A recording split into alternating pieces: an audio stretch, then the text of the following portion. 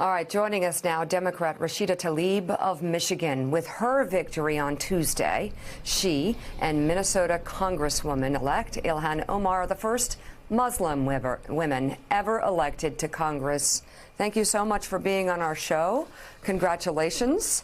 I guess first of all, as we're in the age of Trump, what is your opinion of the way this president has handled race? I would like to hear directly from you as a woman and one of the first Muslims to serve in Congress. You know, many people that are very close to me know the struggle that as a mother raising two Muslim boys in America, that even my eldest son, you know, questions whether or not he can tell someone that he's of Muslim faith or that he's even Arab. And I never thought in a time in our country that my child would have fear in being who he is in our own country. And it is something that really comes with me as I enter the United States Congress, that I push back against that, that I show my son that bullies and hate doesn't win, that we can, if we stand up, speak up, run for office, that we get into the room and make sure that we have a voice and a seat at the table, and that we show love, and that we lead with compassion, and that we lead with this sense of understanding that all of us, that we're part of this humanity together, and that this kind of divisiveness, actions, and so forth doesn't win. And so that's what I'm going to do. I'm going to come in as a mom and try the best I can to uplift my little boy's voice in that room, as so many of us are right now, just feeling the sense like he's pushing back against our sense of feeling belonging here in the United States of America. Rashida, you said divisiveness does not work. What are you going to do about unitedness, if you may? You know, uniting the country and addressing the real issues, healthcare, immigration, infrastructure, our veterans. What is your strategy on that versus attacking a president that is sexist? He says some horrible racist things. Look, I'm not attacking him. I was talking about being a mother. I was talking about the fact that my 13-year-old boy has to hide who he is. But I can tell you this, I didn't run to become the first Muslim woman elected. I ran because I have the third poorest congressional district in the country, where most of my schools don't even have clean water, where the corporate assault on working families in Detroit and Wayne County, where I represent, actually don't feel like they have any connection with our own government, that they feel like it's not about people. So I'm going to uplift their voices. I'm going to fight against that corporate greed that has infiltrated our United States Congress into our government, and I'm going to push back. And you know the way I'm going to do it is I'm going to fight for Medicare for all. I'm going to fight against discrimination. I'm going to fight against the ongoing assault from the car insurance industry in Michigan. We have the highest rates of car insurance because of the practice of redlining. I'm going to lift their voices up. That's what I'm going to do.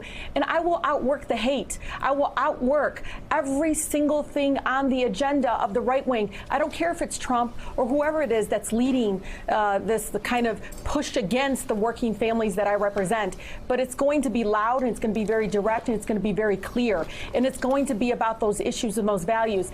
My district did not vote for me because I'm Muslim. They voted for me because I have the heart and love and passion to give them a voice in the United States Congress. Congressman-elect, this is David Ignatius. Congratulations. Just wanted to ask you, the Muslim community in America has been extraordinarily supportive of law enforcement, of our military. It's one of the things that is most striking if you travel with our military. Do you worry that that's gotten frayed with all of the attacks from the president and his supporters on the loyalty of Muslims? Is that beginning to take a toll, do you think?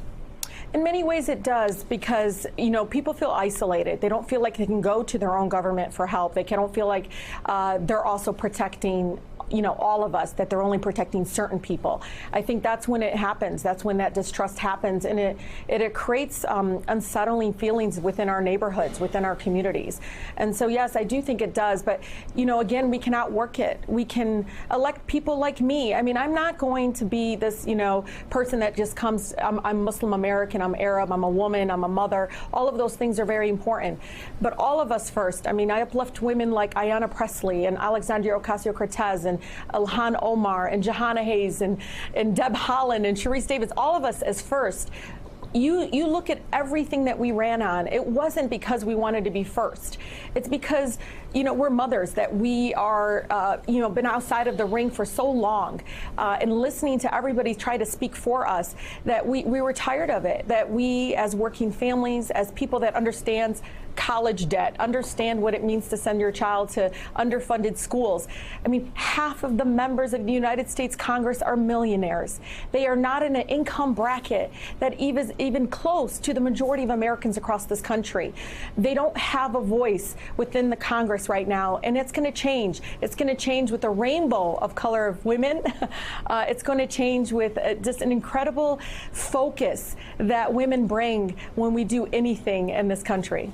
Rashida, this fire that is burning within you, that is so evident this morning, when did it start and how did it start? You know, Joe, I'm the eldest of 14 children. It's probably the most defining thing about me. I've been taking care of people all my life.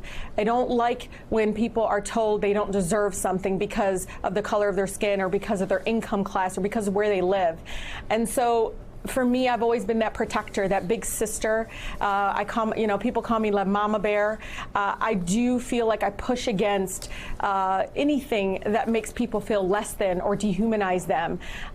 People, I don't care if you're a server at a restaurant or an attorney at a nonprofit organization. I don't care what you do for a living. As long as you know from right and wrong, as long as you know you're part of a larger human class in our country and that we all deserve respect and love, then we be able to succeed and move forward.